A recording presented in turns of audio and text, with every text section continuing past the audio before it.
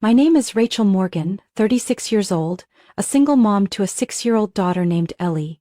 That day, while I was signing her out of ballet class like every Thursday afternoon, my phone pinged with a message. I thought it was a dinner reminder from my husband. But no, it was just 3 short sentences. Going to Portugal with Harper. I've transferred all the money to my personal account. You'll have to handle rent on your own. I stood frozen in the hallway, pen slipping from my hand. Ellie was still chirping, "Mom, did you bring the dinosaur cookies today?" And me. I realized my world had just been unplugged. Without a sound. Have you ever been thrown off a cliff by the one person you trusted most? If this story resonates with you, leave a comment, hit like, and follow the channel. Because what happened next wasn't just a divorce. It was a battle to reclaim dignity, for my daughter, and for myself. I met Ethan Carter at a photography exhibit in Boston, back when I was an editor for a literary magazine focused on contemporary fiction. He stood next to his black and white frames, confident but not arrogant, and when he started talking to me, it wasn't the images that caught my attention, it was the way he spoke about the people he photographed. As if he were telling stories of old friends the world had forgotten, but he hadn't. Particularly, I'm not someone who falls easily. I was raised by my mother, Evelyn, a rational, strong woman who went through a bitter divorce and raised me alone. She always taught me to stand on my own 2 feet. And yet, just 3 months after we started dating, I introduced Ethan to her, and strangely enough, she warmed to him almost instantly. "This one's stubborn, Ethan," my mom said during their first dinner together. "But, if you're patient, she'll be a partner like no other." Ethan only smiled, gently squeezed my hand under the table. "I don't want her to change a thing, Miss Evelyn. I love her exactly as she is." That simple, sweet sentence made my mother smile. And me, I believed it. I believed I'd finally found someone who didn't want to mold me into some ideal version, but loved me as I was, every edge and curve.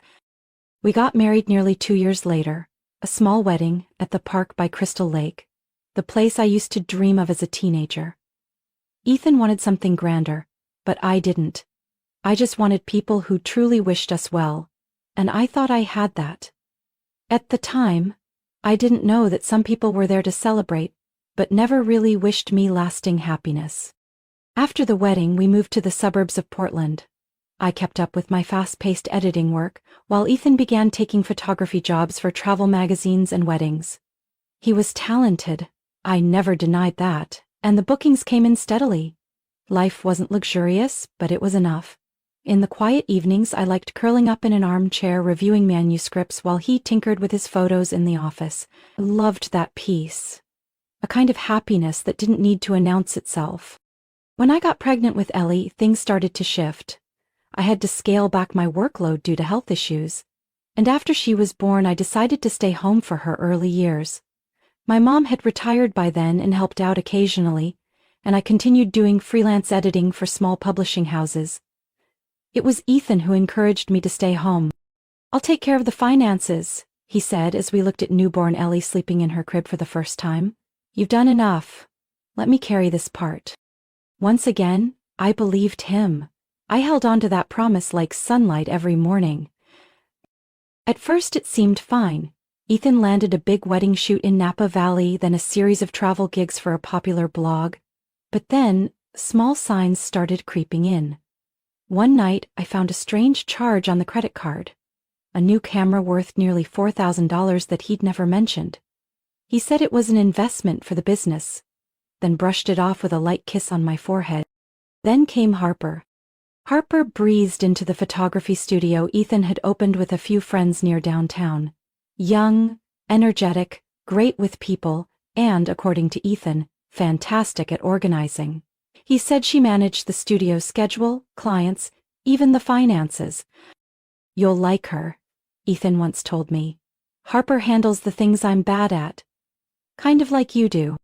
I laughed, didn't probe further, because in my heart I believed Ethan was someone who would never betray me. I thought love, when it was genuine, could anchor someone in place. But maybe I was naive, or maybe I'd just gotten too used to trusting. No one had ever broken that trust so completely. One morning while making coffee, I overheard Ethan talking in his office. The door wasn't fully closed, and I heard Harper's name again and again. His voice was hushed, but at times almost pleading. "You can be the temporary name on it. I just don't want Rachel to get suspicious." I froze, my hand gripping the coffee mug so tight I thought it might shatter. But I didn't knock. Didn't ask questions. I walked straight out to the garden, letting those words fall into the space between trust and doubt, a place I had lived in for far too long. I told my mother the next day, when Ellie and I visited her. She looked at me for a long time, then said, "Don't wait until there's nothing left to walk away. A woman like you can stand before she's pushed." I nodded but didn't act. There was still something in me, maybe old hope, maybe fear, that held me back from facing the truth. I didn't know that a few weeks later Ethan would actually leave, without explanation, leaving behind only a text message and a financial crater deep enough to swallow all hope. But in that moment, when my mother said those words, my chest tightened in a way I would only understand later. It wasn't pain. It was warning. I sat on the living room couch, dim ceiling light casting shadows over the coffee table where our bank statements lay scattered. I'd gone over the number dozens of times. $61,400. Gone. Our entire shared savings, the money I'd carefully built over 7 years of freelance editing, the fund meant for medical emergencies or if I needed to return to full-time work, wiped clean. All that remained was $412 in our checking account, and rent, $1,950, due in less than a week. I didn't cry, couldn't cry. Something thick and solid lodged in my throat, like my whole body was bracing itself, not to break. The phone rang, startling me. I looked at the caller ID and felt my heart skip a beat. Janices Carter. My mother-in-law. I hadn't spoken to her since last Christmas, when she scolded me for spoiling Ellie too much, after I refused to let her have candy before dinner. I hesitated for a few seconds, then answered. "Rachel?" Her voice came through, sharp and angry, no greeting, no preamble. "I just spoke to Ethan. He said you're refusing to let him see Ellie. Is that true?" I closed my eyes. Ethan had made his move. "Janice, I'm not keeping anyone away," I said slowly. "Ethan's the one who disappeared. He sent a text, emptied the accounts and left with Harper. And Ellie, she hasn't even had time to understand what's happening." "I don't believe you," she cut me off. "He showed me your message. You said if he didn't pay more, he wouldn't get to see her. You're using the child as a bargaining chip." I shot up from my seat. "What message? I never said anything besides those 3 words. Thanks for the update. Who could have made something like that up?" "Don't play dumb," Janice nearly screamed. "Ethan told me you've always looked down on him, burdened him with debt, and now you're demanding outrageous support payments just to get revenge." I clenched the phone in my hand. "Do you know who paid the rent for the last 6 months? I did. With money from my editing jobs, my freelance work, and even from the college fund I was secretly building for Ellie, because Ethan always spent more than he earned." The silence on the other end stretched for almost a full minute, but when Janice finally spoke again, her voice hadn't softened. "Maybe you think you've done a lot. But Ethan has dreams. He needs freedom to grow. You just held him back, controlled him, caged him. And now you're doing the same thing to Ellie." I froze, breath caught in my chest. "I'm the one who takes her to school every morning, reads her bedtime stories every night, makes her meals, buys her shoes when she outgrows them. Ethan went on a week-long shoot in Oregon and didn't call once. And I'm the controlling one?" "Ethan told me," Janice said, stressing every word, "that you're planning to take Ellie to Michigan to live with your mother. If you dare do that, I'll sue for custody." My body shook. "What are you planning to do?" "I've already spoken with a lawyer. If necessary, I'll prove you're mentally unstable. I have plenty of witnesses." "Witnesses?" I laughed in disbelief. "You mean relatives who only see me during the holidays? Or you, who once forced me to make Ellie sleep alone when she had a fever because children shouldn't cling to their mothers?" Janice hung up without another word, and in that moment, everything became clear. I wasn't just abandoned by Ethan. I had been betrayed, deliberately, by the woman who once called me the perfect daughter-in-law. I covered my face and sank to the cold floor, bitterness rising in my throat. A very familiar bitterness. The kind a woman feels when she's painted as toxic simply for living truthfully and protecting her child. Not long after the doorbell rang, Ellie came running from her room, her hair still messy from her nap. "Mom, who is it?" I wiped my face, forcing a smile. "Probably the mailman, sweetheart." I walked to the door and saw a thick envelope with a red legal seal. I knew, without even opening it, that it was the official divorce summons. But what I didn't know was that inside were far more than papers. There were inhumane demands Ethan had set, and a whole new chapter I'd have to fight through to protect my daughter. I reached out to Marissa Bloom after a nearly sleepless night. It was the first night I truly accepted that Ethan wasn't coming back. Not to apologize, not to explain.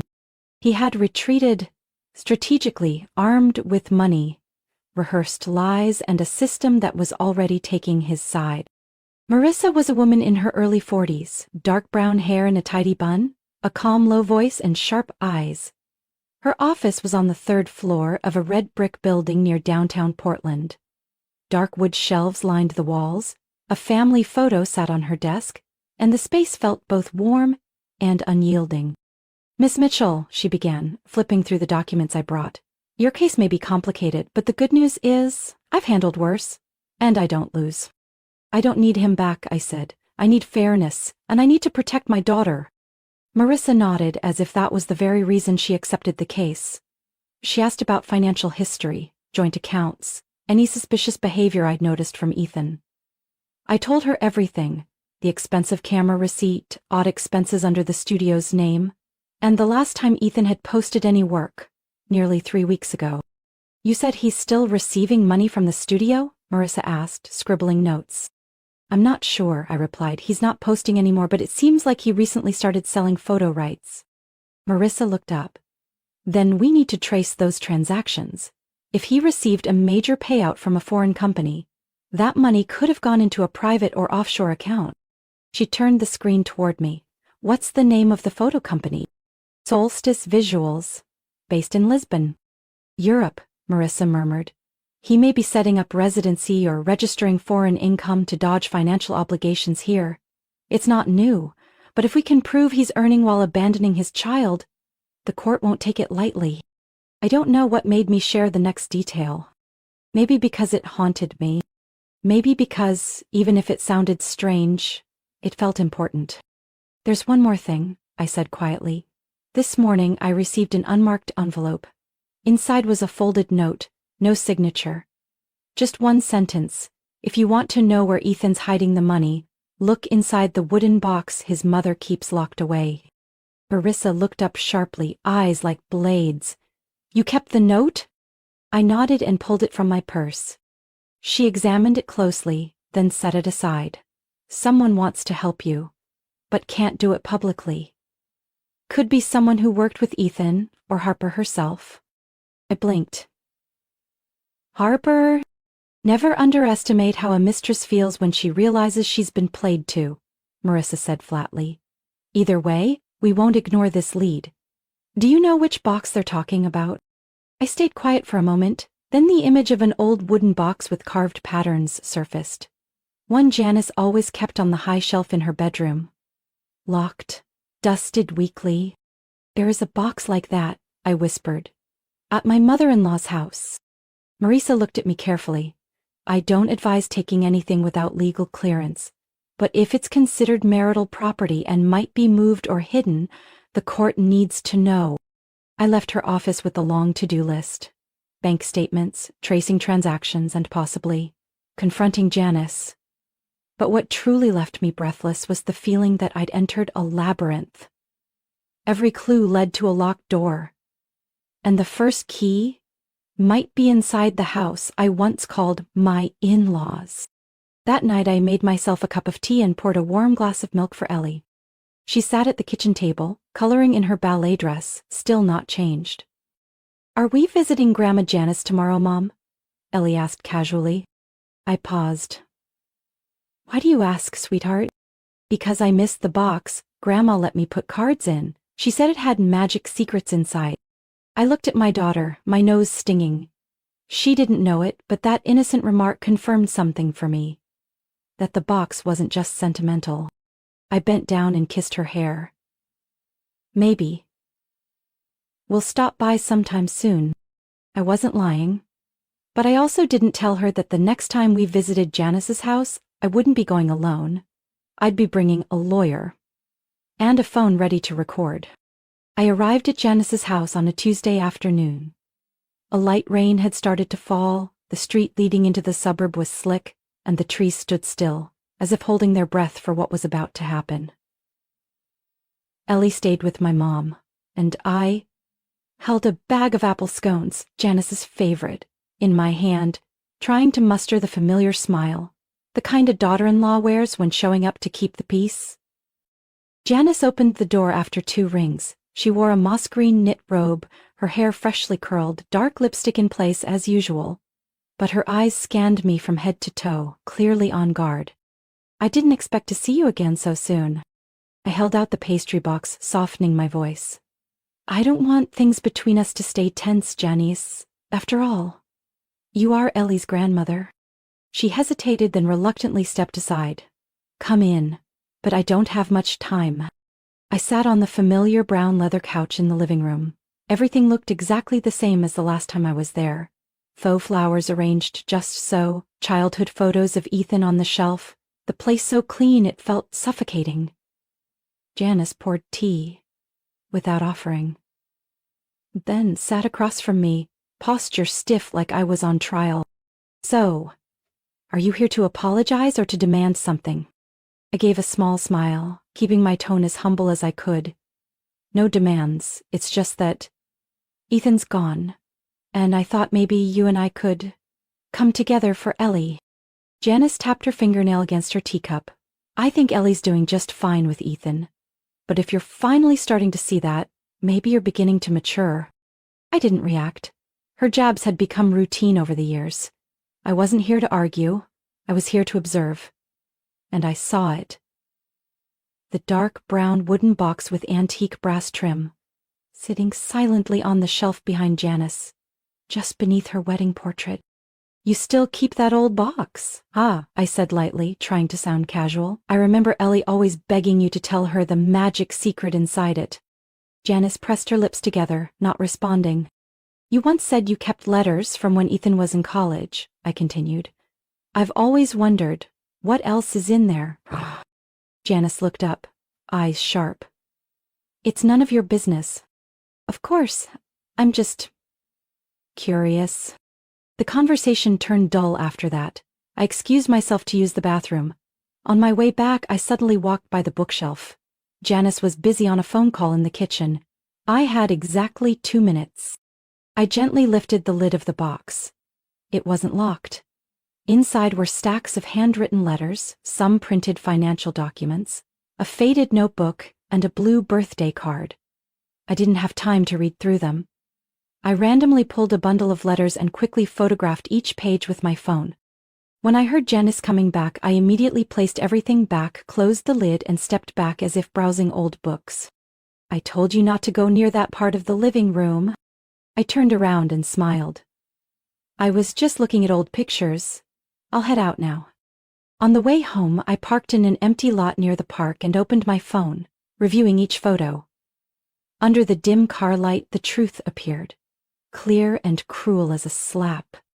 One letter dated July 15th, 2 years ago, contained Janice's handwriting, to Harper. If Rachel continues to show signs of instability like she did after giving birth, we can use that in the custody file. I know a good family lawyer. What we need is for Ethan to appear as the stable parent, and for her to be seen as a soft threat. My chest tightened. I remembered that time after Ellie was born. I'd gone through 3 months of mild postpartum depression. Some days I couldn't get out of bed. I cried alone in the bathroom. But I overcame it. Without meds, without hospitalization, through love and patience. And now? It was being weaponized. Another letter in Ethan's handwriting. I recognized his pen strokes. Read, "Thanks, Mom, for helping me get started with Harper. Without that Bermuda account, We couldn't have carried out the plan. I owe you big. Everything inside me went cold. Offshore account. Bermuda. Marissa had been right all along. I saved all the photos, set the phone down on the passenger seat, and closed my eyes for a moment. Some cracks in the heart never fully heal. But when you discover you were the target of a coordinated takedown by the man you called your husband and the woman who called you daughter, that crack becomes fire. A quiet fire, but one that never dies. 2 days after photographing the documents in Janice's wooden box, an email from Shelley Monroe, content director at River and Pine Publishing, appeared in my inbox. Subject: confirming project withdrawal. I frowned. River and Pine was my latest client. I had just accepted an editing job for 3 debut manuscripts. It wasn't a huge contract, but enough to cover half a month's living expenses. I had spent nearly 2 weeks working with the author. Everything was going smoothly. I opened the email.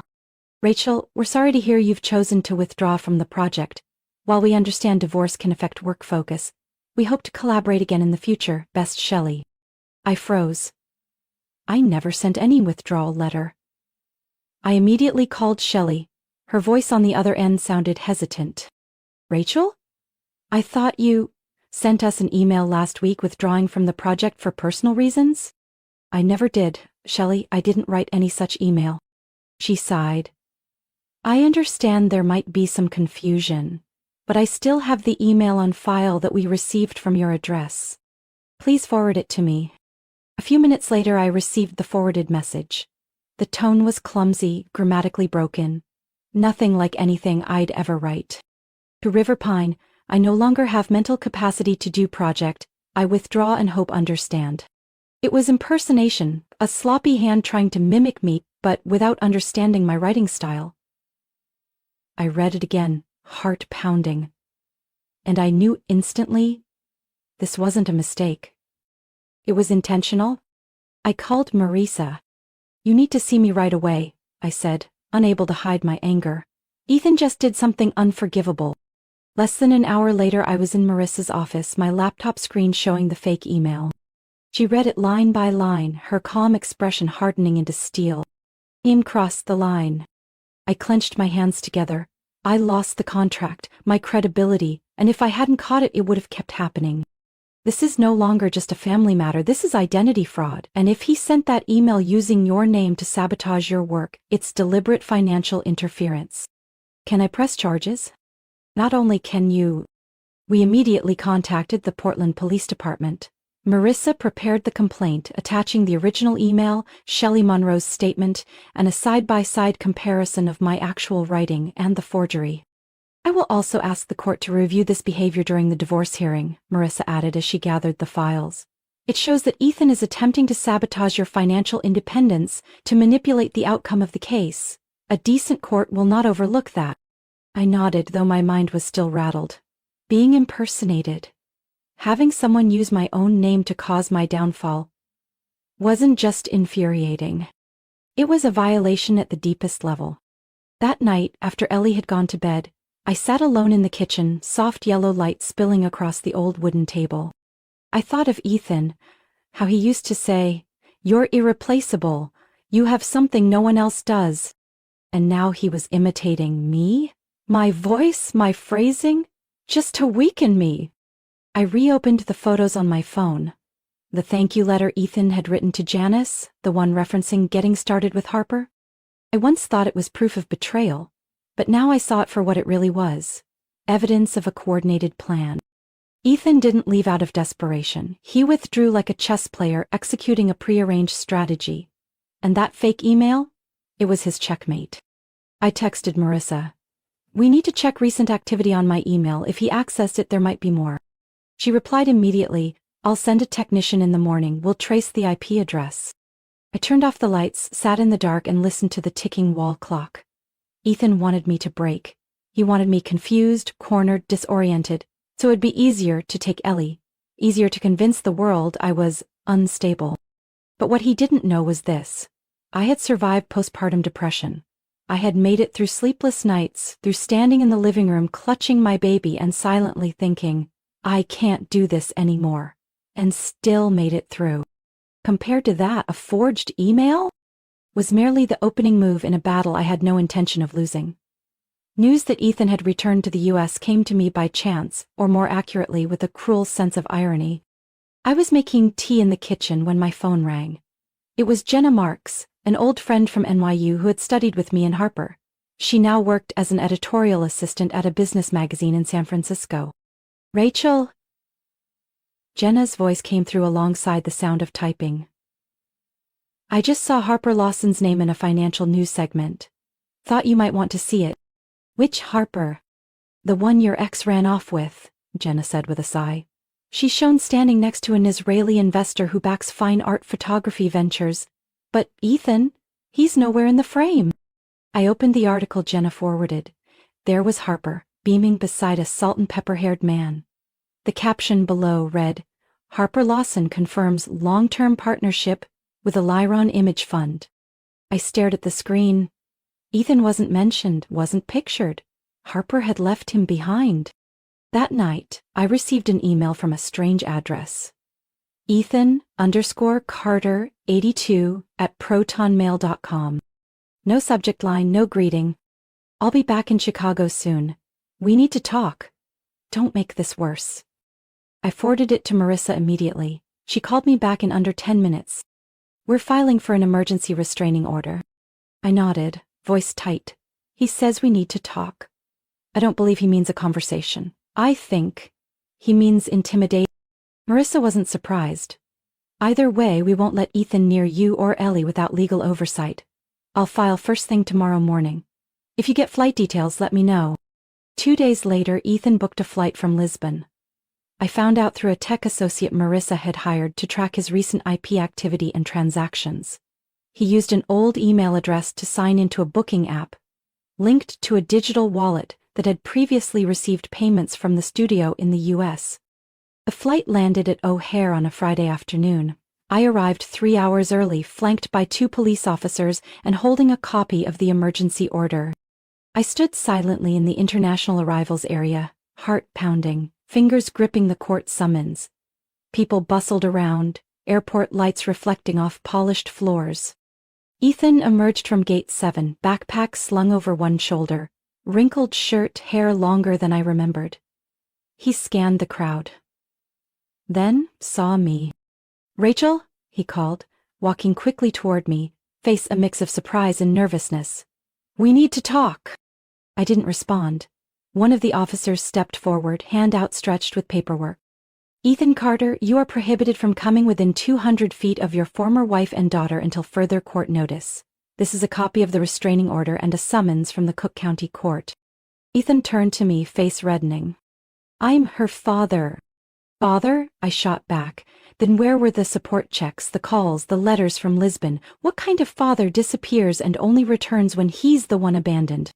Ethan stepped back, clearly shaken by my composure.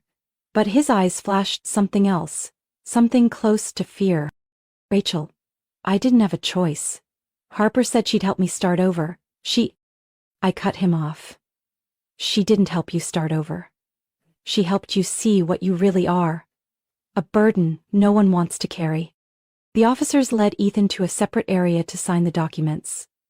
I stood still for a moment, watching the man who once called me irreplaceable now being escorted out of the terminal. Not in handcuffs, but stripped of control. That night I told Marissa everything. She said, "This unexpected appearance could help us prove in court that Ethan isn't just negligent, he's a personal safety risk." I nodded, eyes on the drawing Ellie had left on the table. 2 figures stood in front of a small house under bright yellow sun. On the roof she'd scribbled, "Mommy plus me." There was no Ethan, and I didn't need to explain anything. Ellie was already forgetting him in the most natural way a child can, by no longer speaking his name. Cook County Courthouse, Monday morning. The air in the courtroom was thick, tension pressing against every breath. I sat beside Marissa at the petitioner's table, a heavy file in front of us. Ethan sat 1 row away, disheveled, his shirt collar crumpled beneath a cheap blazer. He looked at me once, I didn't look back. This wasn't the place for old glances. This was where truth was unearthed like layers of rotting carpet, and I wasn't here to pity anyone. The judge entered. The hearing regarding the divorce petition and custody dispute between petitioner Rachel Morgan and respondent Ethan Carter is now in session. Marissa rose. Your Honor, today we present evidence that the respondent not only abandoned the family and unilaterally withdrew all marital assets, but also colluded with relatives and a third party to build a false narrative for custody by manipulating the petitioner's past medical records. The courtroom fell silent. The judge tilted his head. Proceed, Ms. Bloom. Marissa placed a file in front of the judge. We submit a series of emails between Ms. Janice Carter and Ms. Harper Lawson in which they discuss using the plaintiff's postpartum depression diagnosis as legal grounds to pursue custody of Ellie Carter. In one message, Janice clearly wrote, "If Rachel continues to show signs of instability, we can leverage her medical history as evidence." The judge skimmed a few lines, then looked toward the defendant. Does the respondent have anything to say about this? Ethan started to rise, but his attorney quickly tugged on his sleeve and whispered something. Eventually the lawyer stood and spoke smoothly. Your Honor, my client was unaware of these communications. If such content exists, it was initiated solely by Ms. Janice Carter without Ethan Carter's instruction or consent. Marissa remained unfazed. Then, Your Honor, we request permission to call the next witness. The courtroom doors opened and Harper Lawson stepped in. She wore a light gray blazer, her hair neatly tied back, makeup subtle, but the confidence she once carried, the belief that she could build a life from someone else's ruins, was no longer there. Ethan turned around, his face drained of color. Harper approached the stand. Her voice trembled slightly, but remained steady. I swear that the testimony I'm about to give is true to the best of my knowledge and memory. Ms. Lawson, Marissa began, you had a personal relationship with the respondent, correct? Yes, Harper replied, avoiding Ethan's gaze. We lived together in Lisbon. He called it a fresh start. Did you ever hear him talk about a plan to gain custody? Harper paused. Yes, he said. Rachel thinks she's smart for putting everything in her name. But I've prepared enough to take it all, money and the kid. A wave of murmurs swept through the courtroom. Ethan bowed his head and his lawyer quickly objected, but the judge raised a hand to silence him. Do you have any recordings or documents to support this testimony? Harper reached into her blazer pocket and pulled out a USB drive. I have an audio recording, accidentally captured while I was using my phone to log our work schedule. It's unedited. Marissa accepted the drive and handed it to the court clerk. A speaker played the recording aloud. Ethan's voice rang out clearly. It doesn't matter what name she signs. When the time comes, my mom will handle the lawyer. Harper will be my witness. Rachel will never win if she's seen as mentally unstable. I told you, just create the right conditions, and Ellie will be mine. The judge tapped his pen slowly against the bench. Mr. Carter, the testimony and evidence presented suggest a coordinated scheme to manipulate the divorce and custody process.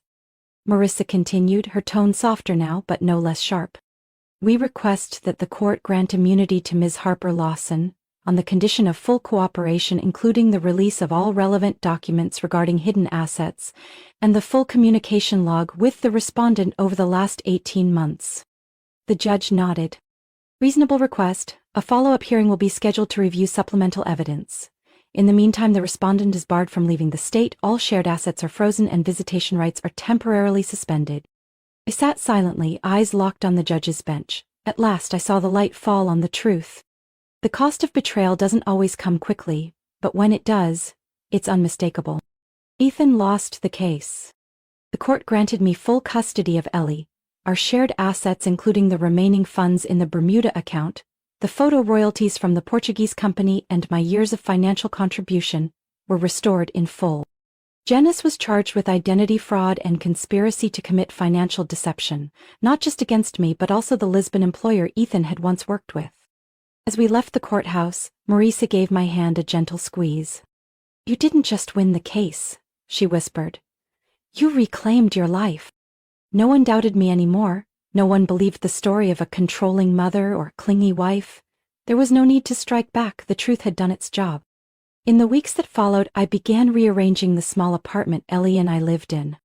Anything that carried Ethan's scent or shadow I boxed up carefully and shipped to an off-site storage facility. Ellie returned to preschool with a more relaxed smile. Her teacher said, "She talks about you a lot. She says, 'My mom writes books. She's the best storyteller in the world.'" I smiled and squeezed Ellie's hand as we walked past the playground. "I'm just telling the truth, baby," I said. I began writing our story, starting from that fateful message at ballet class to the courtroom where Harper stood at the witness stand. I called the manuscript "Text Message Divorce the Day I Chose Me."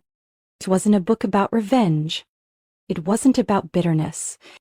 It was testimony about the resilience of a woman when everyone else pulled away, about how a mother protects her child from things she never imagined she'd face.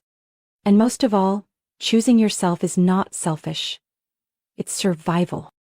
The manuscript was picked up by an independent publisher right after reading the first chapter. They didn't edit much. They said, "This story is already powerful. We want to preserve your voice." I received letters from women in Arizona, Maine, even Alaska. They wrote about husbands who vanished in the night, manipulative mothers-in-law, forged emails, hidden accounts, and children treated like trophies.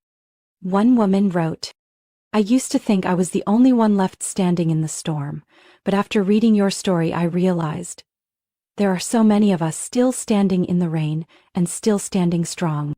One early autumn afternoon, when the sunlight had softened and the breeze danced gently through the half-open windows, Ellie sat at the dining table, carefully coloring a small squirrel postcard.